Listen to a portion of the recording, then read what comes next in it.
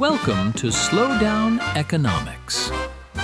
Today we're unpacking EV industrialization in 2026, not as hype, but as an operating reality. This is a story about scale, cost discipline, and which companies can execute when narrative capital dries up. The first core shift is simple. EV is no longer a momentum trade. It's an execution business.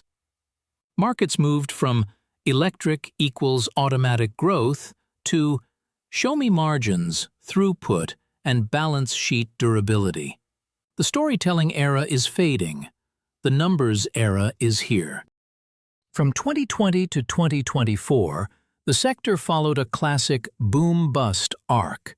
Liquidity surge, speculative listings, inflated multiples, then aggressive repricing. What looked chaotic was actually a reset to industrial math. In auto manufacturing, gravity always returns. Scale remains the brutal filter. Several EV challengers failed because they never reached volume levels where fixed costs normalize, while even established OEMs posted deep EV losses. In this business, promising technology is irrelevant if unit economics never harden. Valuation frameworks have reset from narrative multiples to operating multiples.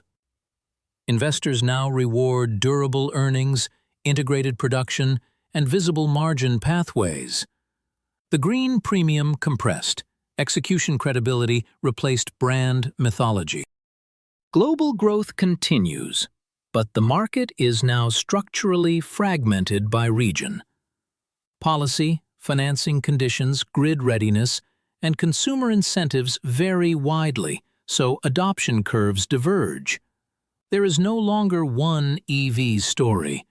There are several regional regimes. China's edge is systemic. Vertical integration across batteries, minerals processing, electronics, and final assembly. That integration compounds into faster cost-down cycles and pricing resilience. This is industrial architecture, not just manufacturing scale. The U.S. picture is shaped by policy volatility. When incentives and regulatory assumptions shift quickly, automaker planning horizons shrink, and consumer demand becomes choppy. Total cost of ownership regains control whenever policy confidence weakens. Europe is taking a managed transition path.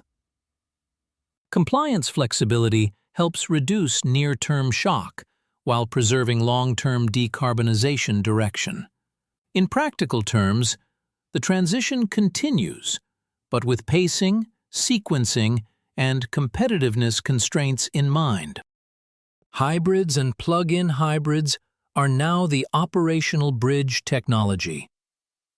Higher financing costs, residual value uncertainty, and patchy charging access keep many buyers in transitional formats.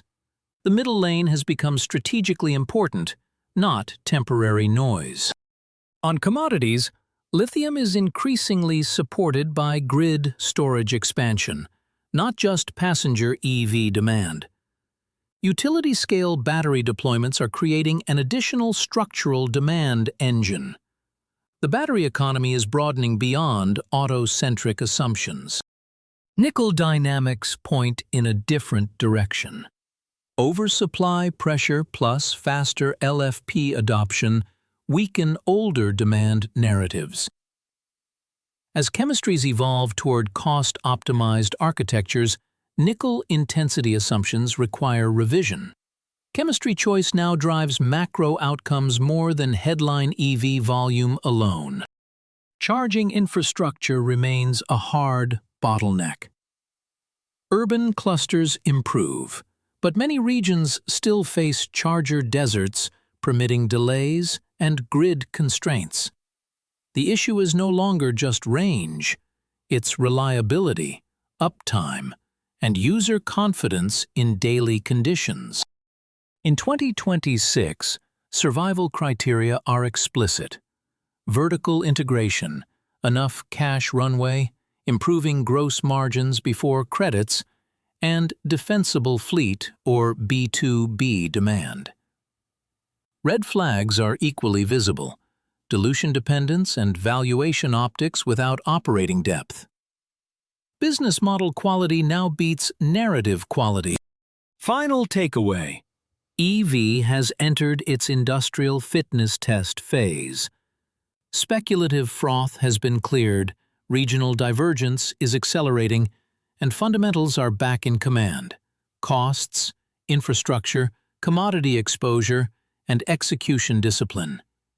Thanks for listening to Slowdown Economics. Stay data-driven, stay adaptive, and I'll see you in the next episode.